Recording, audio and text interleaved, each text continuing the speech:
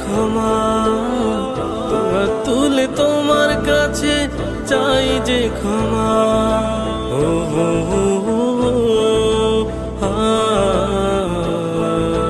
ও হো হো হো, হা,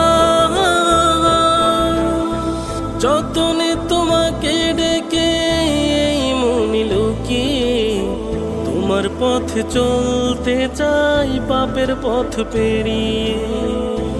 ও যতনে তোমাকে ডেকে এই মনে লুকিয়ে তোমার পথে চলতে চাই পাপের পথ পেরিয়ে। তোমার রহম